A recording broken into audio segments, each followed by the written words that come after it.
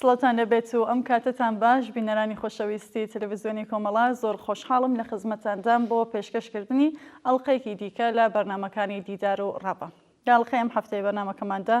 کە لە سەرودەمی نزیک بوونەوە لە یەکی مانگی مەی ڕۆژی هاوپشتی جیهانی چینی کرێکاردا بەڕێوە دەچێت. دیدارێکمان دەبێت لەگەڵ زۆر بەڕێز کاک ئەنوەر حسێن ناسراو بە بازگەر، شاعر، نووسەر و شارەزای بواری ئەدەبیاتی چەپ و پێشکەوتن خواست،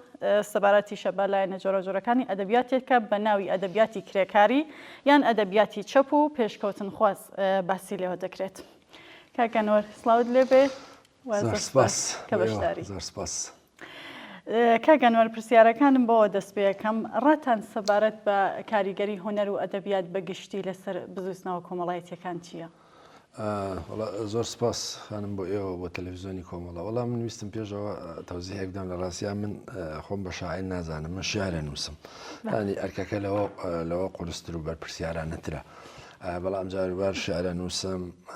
بەڕاستی ئەوەش ناکاتەوە کە شیعری نووسی شاعیر بێ، بەڵام بەو پێی کە ڕۆژنامە نووس بووم چەند لێکۆڵینەوەی ئەدەبی و لەسەر شیعر و ڕۆمان و ئەوانە نووسیوە. بەهەرحاڵ بۆ پرسیارەکەی جەنابەت پێم وایە هونەر ئامڕازێکە بەدەست مرۆڤەوە و ئەتوانێت کاریگەوری گەورە دانێت لەسەر کۆمەلگاوە. خودی شیعر و ئەدەبیات و هونەریش بەدەرنیە لە کاریگەری کۆمەڵایەتیەکان و شیعر بۆ خۆی یا شیعر و ئەدەبیات یا هونەر ئەتوانێت مەسەلەن ڕۆڵ و بەهای گەورەی هەبێ لە ناو کۆمەلگا و ئەو ڕەوتە کۆمەڵایەتیانی کە لە دنیاشا کاریگەر بوون بە دەرنین لەژێر کاریگەری هونەر و ئەدەبیات. مەسەلەن لە ڕابردوودا مارکس و ئەنگز لەسەر بەلزاک مەسەلەن تێڕوانینێکی هێندە گەورەیان هەبوو، پیان وابوو بەلزاک هێندە کاریگەری گەورەی داناوە لە بواری کۆمەڵایەتیەوە لەسەر کۆمەلگا. بۆیە مارکس ئەو کاتەوتی ئەگەر من کۆتاییم هێنا بە کاری سەرمایە و کاپیتاڵ بڕیارە دەم لێکۆڵینەوەیەک لەسەر بەلزاک بکەم. لە کاتێکا بەلزاک هەم مەزهەبی بوو و هەم پێشیان وابوو ئێرتیجاعیە، بەڵام بەو دەلیلەی ئەدەبیاتی بەلزاک بریتی بوو لە ڕەنج و مەعاناتی کۆمەڵایەتی کۆمەلگاکەی و لە هەمان کاتا قسەی لەسەر دادپەروەریە کرد و مەسەلەن ئەیوت چۆنەکرێ کەسێک بچێنێ و ئاوی باو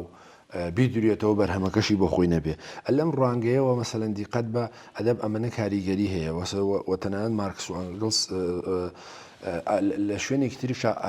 ئەنگڵز لەسەر بەلزاگەڵێ ئەوەی لە بەلزاکەوە فێری بووم لە بواری زانست و لە بواری کۆمەلگاوە نەمتوانی لە زۆر مەجای ترا فێری بووم. بۆیە بە نەزەری من مەسەلەن واقعی ژیان بە هەموو دەردە کۆمەڵایەتی و چینایەتیەکانیەوە ڕنگدانەوەی گەورەی هەیە لە ناو ئەدەبە و ئەدەب ئەتوانێت دەور و نەخشی زۆری هەبێ و ئەتوانێت ئاڕاستەی ئەم ڕۆتە کۆمەڵایەتیانە بکە و لە ڕاستی ئەتوانێت جێپەنجەی خۆی دانێ و ئەتوانێت کاریگەری گەورەی هەبێ لەسەر کۆمەلگا وشیارکردنەوەی و وشیارکردنەوەی بەرامبەر هەموو ئەو ڕووداوگەلەی کە لە ناو کۆمەلگاکانە ڕووەدا و بە پێچوانەشەوە زۆر جارە بێتە هەر ئەم ڕەوتەیە بێتە هۆی ئیفلیسکردن و لە بەلادێ لە ڕێدابردننی ڕەوتە کۆمەڵایەتیەکان یان ئینسانەکان بە تایبەتی ئەدەبیاتی بۆرژوازی مەسەلەن ئیشەکەی ئەمەیە یان ئەو ئەدەبیاتانەی کە هیچ شوێنێکی مەسەلەن ژیان و جاویدان بوون و بەهرەمەند بوون و بەرابەری و مەسەلەی ژنوانەی جێگا نابێتەوە. ئێمە لەم منتقەیە زۆر جارە بینین لە ناو کۆمەلگاکانە بە جۆرێک ئەدەب ئاڕاستاکرێ بۆ بەلا ڕێدابردنێتی نەک حەقیقەتی ئەوەی کە ئەبێ مەسەلەن ڕەنج و ئازاری ئینسانەکان و واقعەتی کۆمەلگاکە و هەموو دەردە کۆمەڵایەتیەکان قسەی لێ بکاوە. بۆیە زۆر جار مەسە هەندێک پێیان وایە کە ئەدەب ئەبێت تەنها مەسەن یەک ڕوویە بێەوە یەک ئاڕاستەی هەبێش بریتە لە خودی ئەدەبوتەوە، بەڵام لە ئەسڵا بۆ کاریگەربوونی لەسەر کۆمەلگاکەوە تا ئەدەب و هونەر و شعر و سینەما و هەموو ئەوانە بە نظری من ڕێک بە پێچوانەوە ئەبێ ڕنگدانەوەی کۆمەلگاکە بێ و کاریگەریشی لەسەر کۆمەلگاکە هەبێ. زۆر سپاس کاکەنوەر لە پێشکێکەکەم باسی دووبورە باسی ئەدەبیاتی چەپ و پێشکەوتن خوازم کرد. کاریگەری ئەم ئەدەبیاتە بۆ نێو ئەدەبیاتی جیهاندا چۆن دەبینن؟ ئەم ئەدەبیاتە خاوەنی چ تایبەتمەندیەکە؟ لە ڕاستیە ئەم ئەدەبیاتی چەپ و پێشکەوتن خوازە ئێمە توانین مەسەلەن لە نمونەی زۆری وەکو نازم حکمەت و برتۆل برێشت و هاینە و جەوهیل و لینگستن هیوز و زۆر خەڵکانی تر ببینین کە ئەدەبیاتێکن بەڕاستی ئەم پێشکەوتن خواز و هەم ئینسانی و هەم قسەکردنە لەسەر ڕنج و ئازاری کۆمەلگا و بە تایبەتی چینەکەی خۆیان. بۆ چوونێکەیە لە ڕاستیەکەم ئەدەبیاتە پێی وایە لە قاڵبدانی فەزای ئازاد و ئەوەیە سانسۆرکردنێتی مەبەستیان بە تایبەتی ڕەخنە لەسەر ئەدەبیات و شیعر و هونەری سەردەمی سۆڤیەت و بە تایبەتی بەلشەفیکەکانە کە پێیان وابوو زۆری لە قاڵب داوە و تەنانەت باز لەواکەن تەنها لە ماوەی مانگێکە زیاتر لە 160 کەس لە سۆڤێت سواری کەشتیە کران نێردرانە دەرەوە و لەو بارەی ئەو کاتە تروتسکی وتی ئێمە نامانەوێت ئەمانە لە سێدارە بدرێن بەڵام تەحمولیشیان ناکەین و دوایی بۆ خۆشتان نەزانن لە سەردەمی ستالینە ئەمە قەتڵ عامێکی گەورە ڕوویدا بۆیە پێیان وابوو ئەمە لە قاڵبدانی ئەدەبیاتی چەپ و ئیدۆلۆژیە و هەندێکیان پێیان وایە ئەدەبیات نابێ ئیدۆلۆژی بێ مجەڕەت بێ نابێ لە قاڵب بدرێ بەڵام بۆ چوونەکەی تریژەوەیە کە چۆن ئەدەبیاتێکی بۆرژوازی هەیە خزمەتی ئەم ڕەوتاکە و ئەدەبیاتێکی چەپ و کرێکاریش هەیە خزمەتی ئەم ڕەوتاکە و بۆیە بە نەزەری من ئەم ئەدەبیاتە زۆرتر ئینسانی ترە و زۆرتر لەگەڵ ڕنج و ئازاری مرۆڤەکان خۆیە گونجێنێ و ئەو ئەدەبیاتە نییە کە مثلەن هەموو شتە جوانەکانت پیشانەدا و ئەی ڕازێنێتەوە بەردەوام ئەی ڕازێنێتەوە بەردەوام دیوی جوانی پیشانەدا بە پێچەوانەوە ئەدەبیاتی کرێکاری لەگەڵەوەی کە فعلەن ڕەمز و مثلەن دال و مەدلولەکانی ئەدەبیتیایە لە خۆی گرتووە لە ئەم کاتیشا مەعاناتەکەی ئەم چینەش نیشانەدا و ڕنج و ئازارەکەشی نیشانەدا و چەوسانەوەی نیشانەدا نابەرابەری مەسەلەن ژن و پیاو نیشانەدا و مەسەن لەو کۆمەلگانایە کە ئیرتجاعێت پەرەی گرتووە بەری پێیەگرێ و نەقدیەکە بە نەزەری من ئەتوانێ ئەدەبیاتێکی زۆر ئینسانی بێ و توانم بڵم بەرچاوڕوونتریشە یعنی استراتیژێکی هەیە بۆ خزمەتی چینەکەی خۆی و بۆ خزمەتی ئەفکارەکانی خۆی هەر بۆی ئەبینی مەسەلەن لەو هەموو خەڵاتی نۆبڵی کادرێ کەمترە درێ بە خاوەنی ئەم خەڵاتانە بە خاوەنی ئەم بیر و باوەڕانە بەردەوام جۆرێک لە جۆرەکان ستایشی ئەوانەکەن کە وەکوتم سەر بۆ ئەدەبیاتن کە زۆرتر خەریکی ڕازانەوەی من ناتوانم بڵێم ئەمە ئەدەبیات نییە ئەمە خصوصیەتی باشی نییە بەڵام لە هەمان کاتا بەرامبەر بەم ئەدەبیاتی کرێکاری چەپ و سۆسیالیستە توانم بڵێم دقیقترە و ئامانجەکانی ئینسانی تر و هیومانیستی ترە. زۆر سپاسکە بازگەر ئێوە بۆ خۆشتان تا ڕادەیەک لەژێر کاریگەری ئەم ئەدەبیاتەدا بوون لە دووتوی گۆواری پێشەنگە توانین ببینین واتە زمان حاڵی کانونی فەرهەنگی هونەر و ئەدەبیاتی کرێکاری کوردستان ئەم هۆگریە لە چیەوە سەرچاوی گرتووە؟ لە ڕاستیە من زۆر جاریش لە قسە و بەحسەکانی خۆشمان باسم کردۆوە نووسیویشمە لە دەورانی بە قەولیەوە جوانی و گەنجی من ئەو کاتە زۆرتر گوێم لە ڕادیۆی دەنگی شۆڕشی ئێرانە گرت ڕادیۆ کۆمەڵە وە لێوە کۆتمە ژێر تەئسیری مەسەل ئەم ئەدەبیاتە کە بەشێکی لە ناو بەرنامەکانی ڕادیۆ بەشێکی داگیر کردبوو و دوجار ئەم گۆواری پێشەنگە کە ئەو کاتە دەور و نەخشێکی زۆری هەبوو لەسەر نووسەران و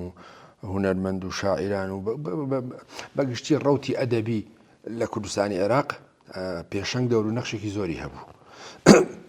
دەلیلەکەشی چی بوو؟ دەلیلەکەی هەرو قسانەی پێشوو ئەوە بوو کە ئیستراتیژێکی هەبوو ئەدەبیاتێکی تەواو چینایەتی بوو ئەدەبیاتێکی تەواو کرێکاری بوو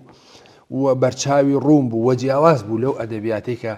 چ لە دەورانی باس و کەلێت چ لە دەورانی دوای ڕاپەڕین لە هەرێمی کوردستان کاریگەریدا نابوو و ینی بوو ئەم ئەدەبیاتە خۆی ناسنامەیەکی تایبەت بەخۆی هەیە ینی وەختێ ناونیشانەکانیشی ناوی نووسەرەکانیشی لێ بکەیتەوە بە ناونیشانەکانی ئەتوانی ئەمانە بناسیتەوە کە ئەمە سەر بەم ڕەوت و ڕێباز و ئەدەبیاتەیە پێشەنگ مەسەرەن ڕاستە ڕەخنەی ئەوەی لەسەر بوو کە زۆر ئیدۆلۆژیە زۆر لە قاڵە بەدرێت مەسەن شعرێکان ئێدرا دواترش لە نامەکان خۆشیان نامەکانیشان بڵاوە کردە و ڕەخنانێک کە لەسەر هەبوو بەڵام شعرێک کەسێک لە ڕانیەوە شعرێکیێنار کەسێک لە بانەوە شعرێکیێنار ئەگەر لەگەڵ ڕەوتەکانی ئەم ئیدۆلۆژی و فکرانە گونجار ڕەنگە شعرەکە بڵاو نەکرا بووە ئێستا پێم وایە ئاڵوگۆڕ بەسەر ئەم بیر و بۆچوونەشە هاتووە بەڵام ئەو دەورانەوە بەڵام بار هەڵهەگیری ناسنامەیەک بوو بۆیە پێشەنگ کاتێکە مثلەن ئەهاتی شعرێکی ڕێبوارە دەخوێندەوە یا مثلەن شانۆگەرێکی وریای نازری دەخوێندەوە نازانم هەر ئەمانە هەست دەکرد تۆ لەگەڵ جۆرێک لە دەقێک و لەگەڵ ئەدەبیاتێکی تر بەرکەوتنت دەبێ کە پێشتر یان نەتبینیوە یان بەم شێوە مؤثر و کاریگەر نەبووە بۆیە مەسەلەن کاتێ چیرۆکی مامەی نەوتیە خوێنیتەوە یا مەسەلەن شعرێکی لنگستن هیوزە خوێنیتەوە تۆ تەواو ئیتر خۆت ساغەکەیەوە لە بینی ئەم ئەدەبیاتە و ئەدەبیاتێترە لەبەرەوە ئەم ئەدەبیاتە ڕنگدانەوەی سەردەمەکەی خۆی بوو و ڕنگدانەوەی بیر و باوەڕی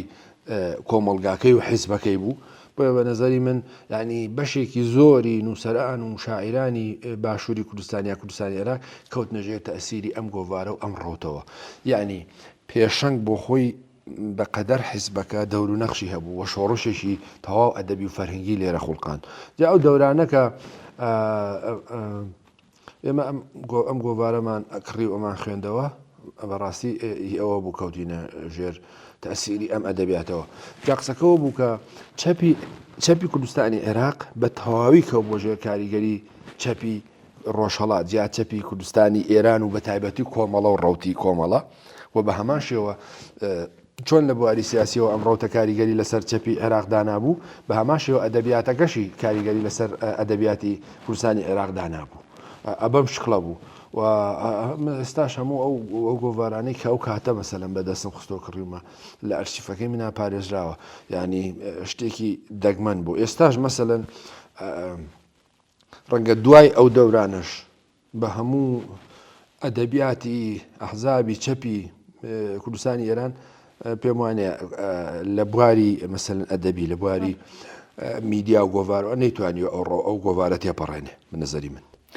کاکەنوەر لە درێژە قسەکانی خۆتانە ئەم گرایش و بارودۆخی ئەم گرایشە ئێستا ڕوو بە بەرەو پێشوونە یا تووشی نەکسە بووە لە ڕاستیە لە دوای ڕووداوەکانی دەورەی ڕوخانی دیواری بەرلین و هەڵۆشانەوەی یەکێتی سۆڤێت و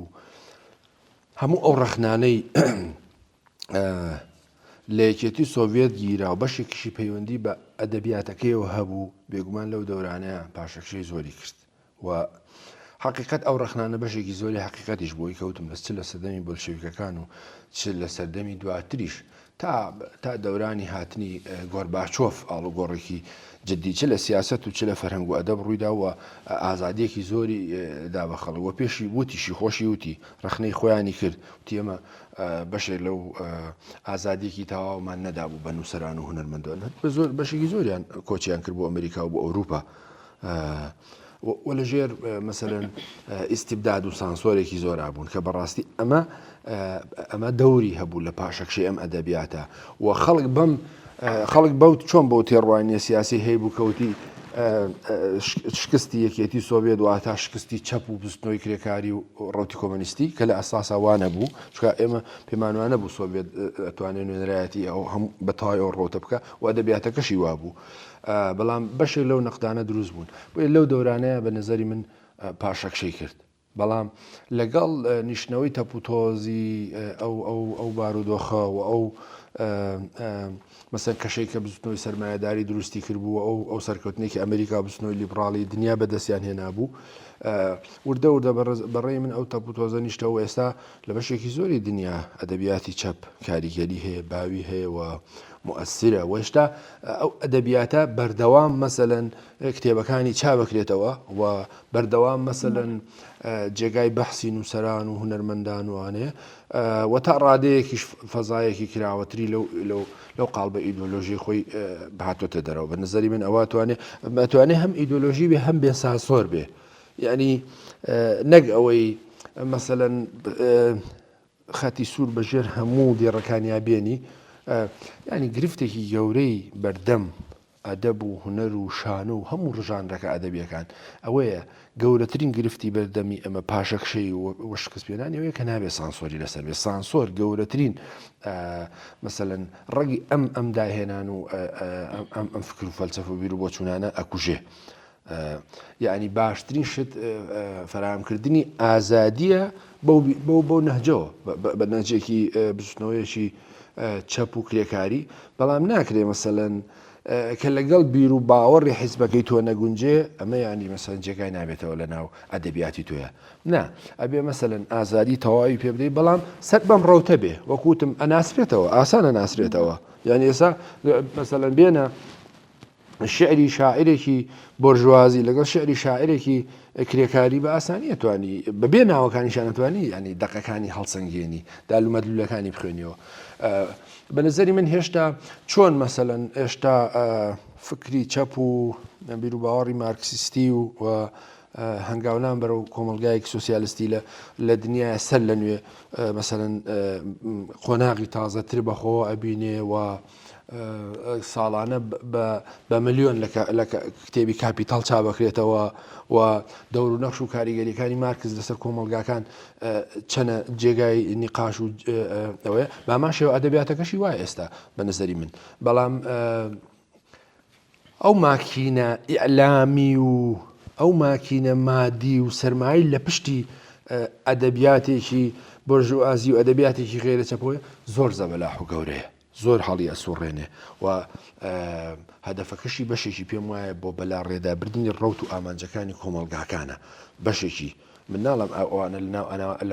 لەناو ئەوانەیە ئەدەبیاتێکی زۆر ئینسانی نییە و ئەدەبیاتێکی زۆر پێشکەوتولخواز نییە یعنی خەڵکانێکی زۆر هەیە سەر بە چەب نەبوون سەر بە ئەدەبیات و ڕەوت و ڕێبازی چینایەتی و کرێکاری نەبوون مەسەن وەکو یەشار کەمال بەڵام هەموو دەرد و مەعاناتەکان و هەموو مەفاهیمەکانی بزوتنەوەیەکی کرێکاری چەپ لە ناو ئەدەبیاتیەوە ڕەنگی داوەتەوە ئەکسەریەتی ڕۆمانەکانی ماعەدا یەک ڕۆمانی نەبێ هەمووی باز لە کارەکتەرەکان و بی ئەو ژینگەکەی لادەیە و خۆشان نەزان لادیەکانی باکووری کوردستان یەکسان بە چەوسانەوە بە نەعەدالەتی بە چەوسانەوەی ژنان بە سانسۆر و بە فشار لەسەر کوردەکان مەسەلەن ناکرێت بەم ئەدەبیاتە یانی مەسەلەن ئەدەبیاتێکی وەکو ئەحمەدی شاملوو مەسەلەن بە هەر حاڵ ئەو ڕخنانەش کە لە سەرەتی کاتی خۆی لە پاش مەرگی مەنسووری حکومەت تێڕوانینێکی جیاوازی هەبوو پێیوا بوو سەر بۆ ڕۆتەی ئێمە نیە بەڵام نامان کاتە ئەدەبیاتێکی ئینسانیە بۆ هەموو ئەدەبیاتانەی کە ئینسانین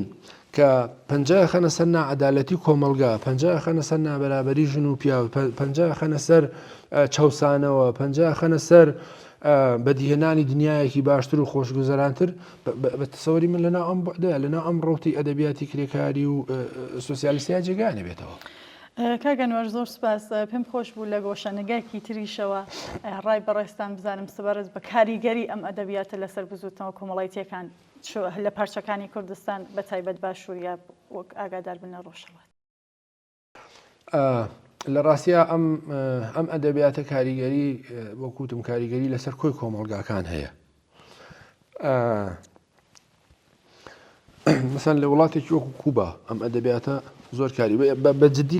بە تایبەتتر با بڵێم لە ئەمریکای لاتین ئەم ئەدەبیاتە زۆر کاریگەرە بەشێکی ژێڕەوت و ڕێبازە سیاسیەکانە و بەشێکی هی ئەو چەوسانەوە ئیسیبدادە هەبووە کە لە دەورانی پێشتر هەبووە بۆیە لە کوردستانیش بە تایبەتی لە ڕۆژهەڵاتی کوردستان بە نەزەری من بەهۆی بوونی مەسەن حیزبێکی پێشەنگی وەکو کۆمەڵەوە وەسەر بەم ڕۆت و ڕێبازە کاریگەری زۆری داناوە و پێشم وایە مثلەن باشترین شاعیرەکانی ڕۆژهەڵاتی کوردستان لەناو ئەم ڕەوت و ڕێبازەیە سەریان هەڵداوە. مثلەن نەکەرۆس نەکەرۆز مثلەن لە بەرچەسترین شاعیرەکانی ڕۆژهەڵاتی کوردستان بۆ هەیە. ئەگەر دیقەت بی ینی مانیفێستی کارکردنی ئەم شاعیرە پەیوەستگی هەیە، ینی ڕاستەوخۆ پەیوەستگی هەیە بەم بیر و باوەڕەوە و ڕنگدانەوەی ئەم ئیدۆلۆژیایە و ئەم حیزبە سیاسیە بەسەریا زاڵە. مەسەلەن نەخێر حۆری غەمیان، مەسەلەن و شاعیرەکانی تریش دوای ئەوە توانم بڵێم ڕێبوارە، حسێن شەبەقە، کاکەیە، جوامێرە، تەنانەت جوامێر لە کوردستان عێراق مەبەستم شێرکۆ بێ کەسە کەو بۆ ژێر ئەم ڕەوت و ڕێبازەوە، کەو بۆ ژێر ئەم کاریگەریەوە. یعنی لە بەش یعنی شێرکۆ ئەوەنەی شعری بۆ ڕابەرانی ئەم بزوتنەوە کرێکاریە ئەم حرەکەتە نووسیوە ئەوەندە لە کوردستانی عێراق نەیکردووە. و ئەوەندەی کرد لەناو ئەم دەقانەی شێرکۆبێ کەسا ئەبینی ئەو حەماسەت و ئەو ئیدۆلۆژی و ئەو مەدلولانەی کە تایبەتن بە بزوتنەوەیشی کرێکاری و بەڕابەرانی ئەم حرەکەتە مەبەستم وەکو کاک فوادە، مەبەستم وەکو دکتۆر جەعفەرە، مەسەڵەن کاتە شعری دەلالۆی نووسی یعنی کاریگەری گەورەی لەسەر ڕەوتی ئەدەبیاتی کوردستانی عێراقدانە بۆ دکتۆر جەعفەر. یعنی قسەکەم ئەوەیە ئەم فکر و بۆچوونە سیاسیە کە کۆمەڵە نوێنەرایەتیە کرد ئەم ڕەوتە کاریگەری گەورەی لەسەر ئەدەبیاتی کوردستانی عێراقیشدانە. هەروەکو لە بەسەرەتای بەرنامەکەش وتم چۆن لە ڕووی سیاسی و کاریگەری لەسەر چەپی کوردستانی عێراقدانە کۆمەڵە لە ئەدەبیاتەکەش یا بە هەمان شێوەکاری، بەڵام بێگومان ئەو کاریگەری زۆرتر لە ڕۆژهەڵات بوو. بۆیە مەسەن هەموو ئەو ڕەوتانەی تر لەناو ئەدەبیاتی کوردیە زۆر دەرنەکەوتن بەقەدەر ئەم شاعیر و نووسەر و ڕۆمان نووس و ناقدانەی کەسەر بەم ڕەوتە بوون. یەک ینی وازەحیشە ڕەنگە تۆ بڵێ بۆ وڵامەکەشی وازەحە، وڵامەکەی وەیە کە ئینسانی تر بوو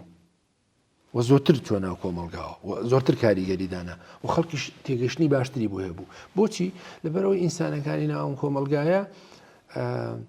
مثلا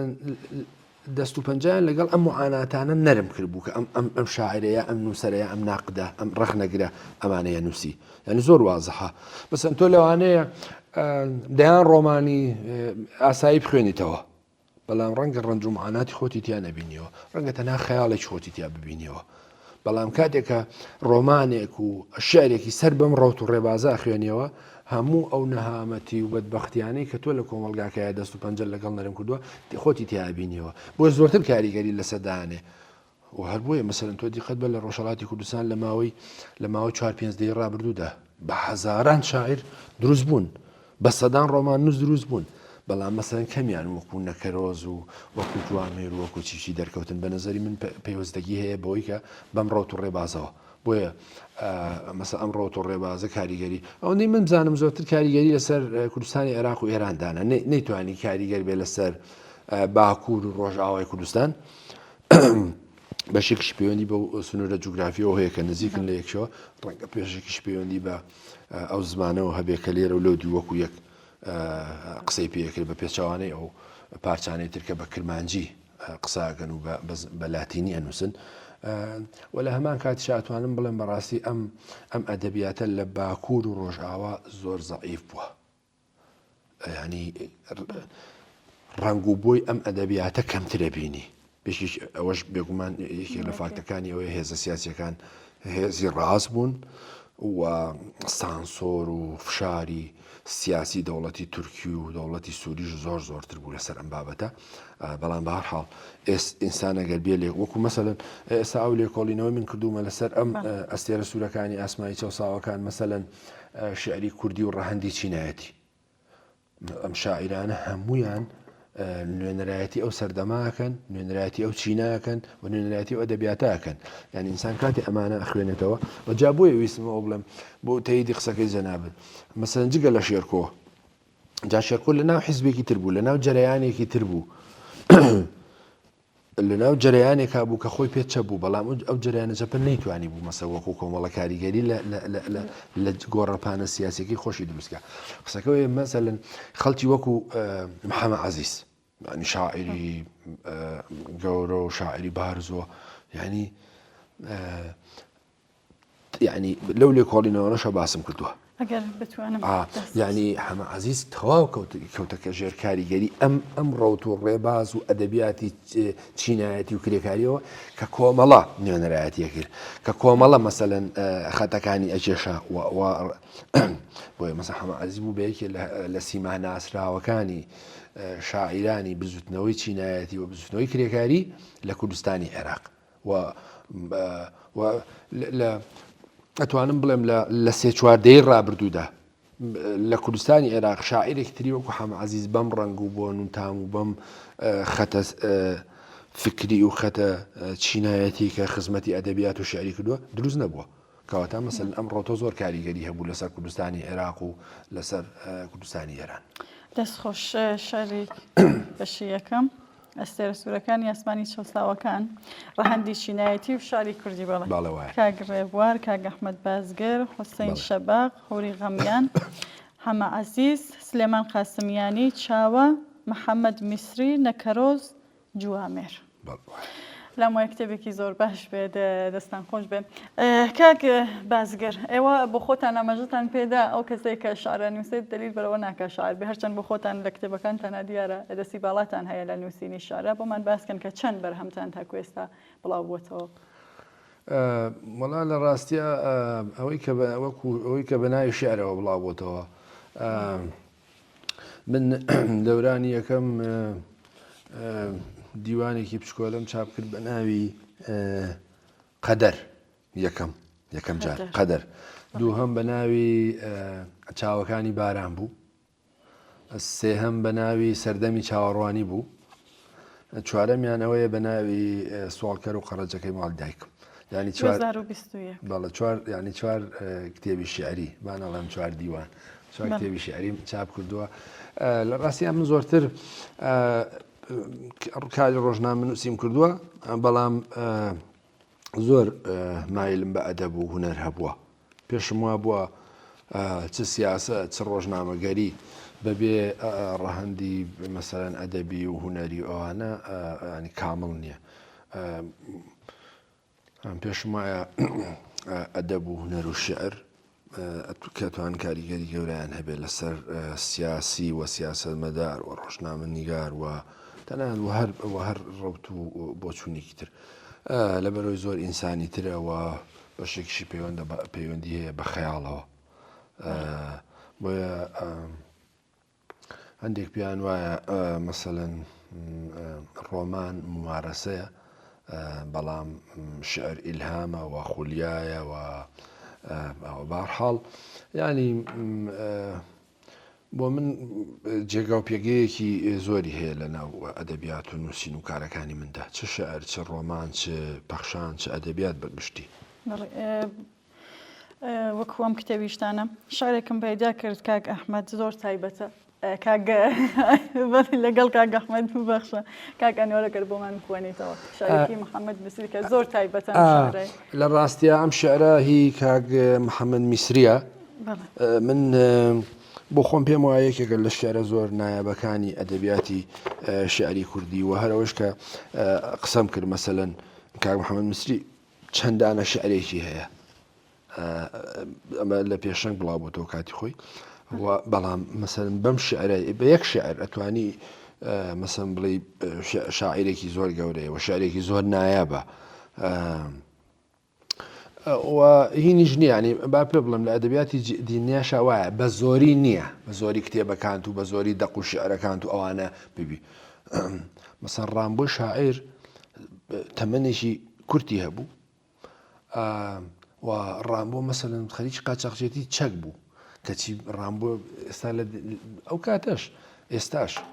وەجگە لەوەی کە تۆمەتبارەکرا بە هەندێک لادان لە ڕەوتی کۆمەڵایەتی و بارودۆخی کۆمەڵاتی و کاتە بەڵام لەمان کاتە ڕامبۆ ئێستا ڕەمزی شعری ئەوروپیە ینی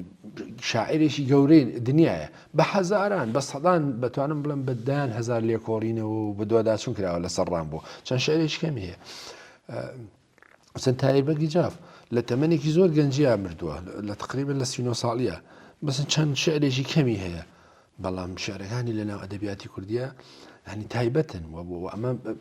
يعني بۆ بە شاعر لەناو ئەدەبیاتی کوردایە بۆ ئێمە بەس محەممەد میسریش وایە بە نەزەری من هەڵبەت ڕەنگە یەکیشتر بۆ چوونی وانە بێ ئەگەر یەک بێ شەوەزەنگە و خۆر زیندانی بە تاوانی خۆشەویستی شنەی بەیان خرایە بەند گوڵ برایە پشت پەنجەرە و قەفەس بۆ مەل دروست کرا و فڕین قاچاخ زستان هات و سەهۆڵبەندان هەموو ڕووباری داپۆشی تا دارستان ئاو نەبینێ و سەوزەڵانی باڵا نەکا تا خوڕەی ئاو گۆرانی بۆ کوێستان نەڵێ کانیا و خینکە تا مانگەشە و عەکسی خۆی تێدا نەبینێ و سەری لەبەردا نەهێنێ دەریا گیرا تا ماسیەکان ببنە دیلی ماسیگر و تا بازرگان ببێتە خاوەنی دەریا لەو دنیا پێچەوانەیە گەنم برسیە و کانی ئەوتین ئینسان کۆیلەی دەستکردی خۆیەتی و ئازادیش تاوانبارێکە لە دارتەری قەراق جادە هەڵواسراوە و ژیان دیلە ئای بۆ کەسێ ژیان لە دیلی ڕزگار کە کێ بوێرە بەو شەوە زەنگە ڕێگا دەبڕێ تۆ دەتوانی و تۆ دەتوانی و لە دەستت دێ خۆل لە زیندان ئازاد کەی و شەوی تاریک بکەیتە ژوور ڕووناکی لە جیهان بەشکەی تۆ دەتوانی و بێزگە لە تۆ کەس ناتوانێ بێگومان ئەم شعرە زۆر دوور و درێژە لە کۆتاییەکەشا دیقەت بکە تۆ ئەڵێ لە کۆتاییەکەشە ئەواڵێ بوورە تۆ دەتوانی و لە دەستت دێ تینی ژیان و بەرگیانی مردوو بێنی تۆ دەتوانی گریان بکەی بە پێکەنین تۆ دەتوانی دارستان پڕش کۆفەکەی تۆ دەتوانی بەهار بێنی و دنیا بکەیتە گوڵستان ئەگەر یەک بی ینی ئەم شعرە بە تێڕوانینی ڕەخنەگرانی ئەدەبی یان لێکۆڵەرانی ئەدەبی بزانە چەنە وێنە و تەسویری ئەدەبی و شعریتیایە و چەنە دال و مەدلولیتیایە بەڵام لە هەمان کاتە شعرێکی تەواو چینایەتیە ینی دیسان لەو لێکۆڵینەوەی کە من لەسەرم کردو دیسان تاکیدم لەسەرەوە کردوەوە مەرز نییە شعری زۆر و کتێب و زمانی زۆر هەموو کەس بکاتە نووسەر و شاعر ینی مەسەلەن ئەوەشم بە نمونەیە ناوەتەوە گوتە لەبارەی شیلەر ئەوەی گوت دەتوانم هەموو ئەو جێیانەی بەرهەمەکانی شیلەر دەستنیشان بکەم کە بە مەستی نووسیونی قسەکە ئەوەیە کە ئەو شعرە دیسان ئەچێتە ناو ئەم ئەدەبیاتی چەپ و سنۆی کرێکاریەوە و لە هەمان کاتیشا بەڕاستی ینی هەموو ڕەمزەکانی شعریتیایە بەدەیان وێنەی جوان لەم شعرەیە هەیە یعنی تۆ بیەنە پێشچوی خۆت مەسەلەن کاتێکاڵە گەنم برسیە ینی چ تابلۆیەکی جوانە ئەم دێڕە فقط ئەم دێڕە چ تابلۆیەکی جوانە شاعر کێشاوێتی کاتێک گەنم برسیە یەکەم تەسویر و وێنایەکی شعریە و یعنی ڕستەیەکە سامفۆنیا لە ناویایەتی و هەمان کاتە ئەتوانین دالومەتلەکانی چینایەتیشی تیا بخوێنیتەوە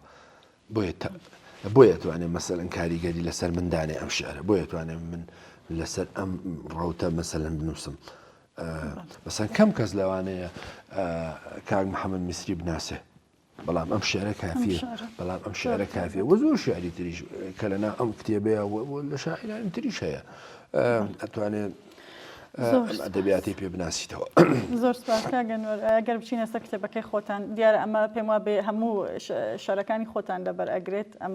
نەخێر ئەمە بەشێکە لەو شعرانەی پێشوو کۆکراوەیەکە لەوانەی بەشێک لەوانەی پێشوو لەگەڵ چەند قەسیدەیەکی تازە ئەگەر بۆتان بکرێ شارێکی لەمە پێشکەشمان بەسەر چاوەلە و پێم خۆش نییە بەڕاستی ینی چونکە زانین دیسان من نامێ بڵێم ینی شاعرم بەڵام بەهەرحاڵ ئەتوانم لێکێ لەو قەسیدانەتان بۆ بخوێنمەوە بەڵێ بفەرمۆ ئەمە ناوی سوڵکەر و قەرەجەکەی ماڵی دایکمە دیوانەکە ئەتوانم یەکێ دوو شعری تایبەت یەکیان مەسەن شعرێکیان بۆ دکتۆر جعفەری شەفیعی وتراوە یادی بەخێر گوڵێک بۆ باخچە و دڵێک بۆ ژیان و چاوێک بۆ ئاسۆ لەکوێ بێنم باخچەم بۆ بکاتە گوڵستان و ژیان بکاتە جاویدانی و ئاسۆش هیوا و ئایندە تەنیا گوڵێک و دڵێک و چاوێک کەشک بەرم تەنیا هەرتووی مثلەن شتێکی کورتە بۆ یا ئەو کاتە بۆ یادی دکتۆر جعفەر وتراوە بەڵام یەکێ لەو قەسیدانەی کە نووسی و ماتوانم ئەوەت بۆ بخوێنمەوە هیچ شتێک لە تۆ ناچێ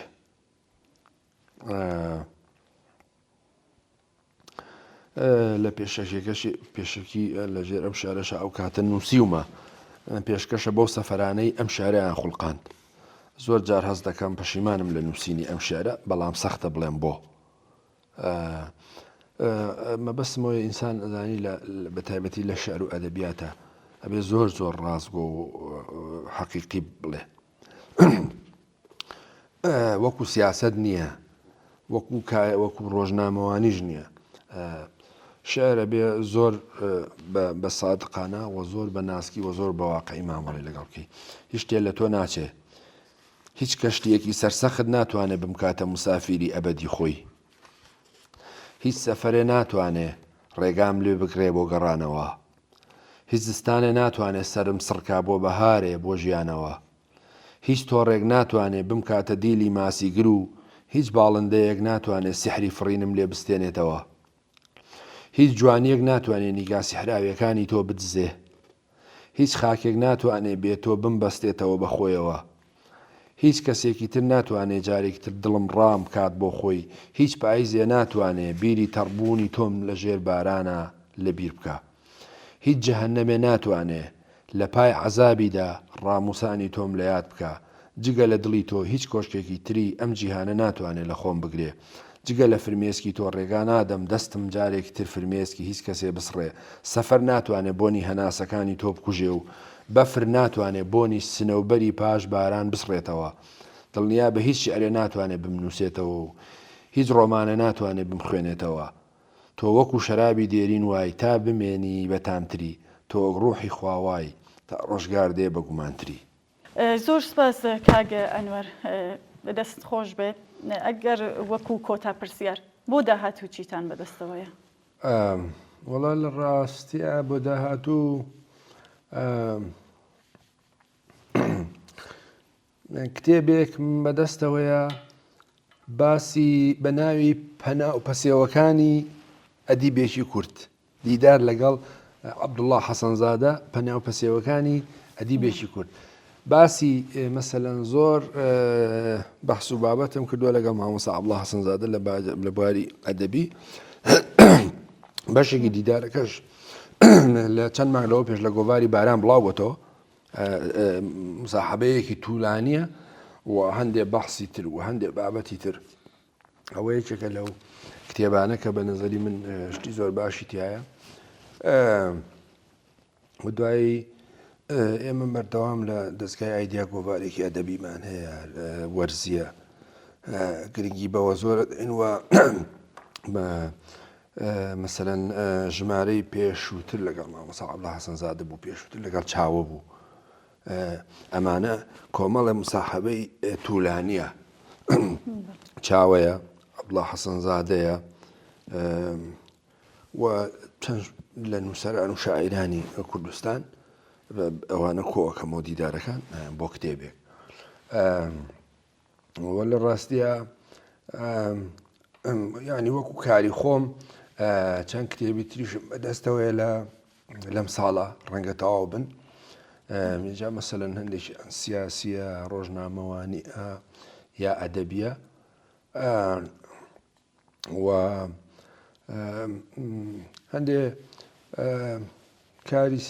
هەندێک کتێبی تریشەیەکەوانە زۆرتر سیاسین ڕەنگە لەم ساڵا بڵاوبنەوە بەڵام لە ڕاستیان نیستمەوە بڵێم ئێمە بەشێکی زۆری کارەکانی من لە ناو موسسەیەکە کە ناوی دەستگای ئایدیایە بۆ فکر و لێکۆڵینەوە و ئەمە وا کاکە مەسەلەن زۆر کاتر نەبێ بۆ کارەکانی خۆت ئێمە مەسەلەن لە ماوەی چەند ساڵی ڕابردوو نزیکی 600 کتێبمان چاپکردووە 6 گۆڤارمان هەیە و خزمەتێکی زۆرمان بەم ڕەوت و ڕێبازە کردەوە کە من و تۆ مەسەلەنەوە نیو ساعەتە قسەی لەسەرەکەین چ لە گۆڤارەکانیە و چ لە فکر و فەلسەفەکەیە ئەدەبیاتێکی تەواو مارکسیستی و خزمەت بەم ڕەوت و ڕێبازە و نەقدی ئیسلامی سیاسی و جاوە بەڕاستی کاتە زۆر لێگرێ بەڵام هیوادارم لەو بەتانەی تر جا ئەو کاتەوەسم ئەو نازام ئەو مودیانە لە کاتی خۆی من پێشەنگم هێنا ئیدیتم کرد تایپم کردەوە دەورەی پێشووی 16 ژمارەکە خۆی 15 ژمارەی بڵاو بوو بۆ یەک ژمارەیان دەست ناکەوت یا کەم بوو یا نەما بوو کاک سەیبراهیم ئەو نسخەی بۆ هێنا ئێمە هەموویمان ئیدیت کرد چاپ کردەوە بە 100 و تقریبا ئەتوانم بڵێم هەریەکەیان هەر بۆکسێک هەر 16 ژمارەکەی زیاتر لە 1000 ژمارەی چاپ کرا و لە زۆر شوێنی کوردستان بڵاو بۆتەوە بە نظری من یەکێک بوو لە هەرە کارە باشەکانی من ڕاستە بۆ ئەدەبیاتی کۆمەڵە بوو بەڵام بە نظری من بۆ ئەدەبیاتی کوردیش بوو خەڵک لە دەورانی دەورەی یەکەمی پێشەنگ زۆر باش ئەم گۆڤارە نەچوو بۆ ناو خەڵکەوە یا تیراژی کەم بوو یان شانسۆری باسی لەسەر بوو بەڵام لەم دەورەیە بە نظری من زۆر باش بڵاو بۆتەوە وە کەیفێت و کوالیتیەکەشی زۆر باشتر بوو طبعا کە برادێک سپۆنسەری کردوی کارەکانی کە ڕەنگە ڕێ لە پێی خۆش نەبێ نای بڵێم بەڵام بەهەرحاڵ کارێکی گەورە بوو و ئەو شیعرانی کە لێرە ئەیبینی ئەم شاعرانە شاعران ڕۆژهەڵاتی کوردستان هەمووی من کارەکانیانم سەر لە نوێ ئیدیت کردو پێشەژین بۆ نووسیوە چاپ کراوە و بە هەزینەی بدامی مادی چەند کەسێک کە ڕەنگە هەم دیسان پێیان خۆش نەبێ ناویان بەرم بەڵام پێم وایە لە کوردستانی عێراق بە شخصی خۆم خزمەتێکی زۆری ئەمڕۆ و ڕێبازم کردووە کە کۆمەڵە نوێنەرایەتی کردووە و پێشم وایە لە داهاتووشە توانین بەردەوام بین و ئەم ڕێگا و ڕێباز و ئەم ئارمان و ئامانجە بە زیندوی پێڵینەوە. زۆر سپاس کاک بازگەر من پرسیارێکی تایبەتم نەماوە. زۆر سپاس بۆ تۆ چاوان خام بۆ تەلەڤیزۆنی کۆمەڵە دیداریش خۆش بوو جیاواسر بوو لە دیداری سیاسی و بەحسی ڕۆژ و ئەوانە هیوادارم سودمەند بوو بێ. زۆر سپاس کاک ئەنوەر. بەڵێ عەزیزان و بینەرانی خۆشەویست زۆر سپاس بۆیەوەش کە چاک و کۆتایی ئەم بەرنامەیە لەگەڵمان بوون بەم شێوەیە هاتینە کۆتایی بەرنامەکەشمان تا لە ئەڵقەیەکی دیکە ئەم بەرنامەیەدا بە یەک دەگەینەوە بە ژیانێکی پڕ لە کامەرایەنتان دەسپێرن.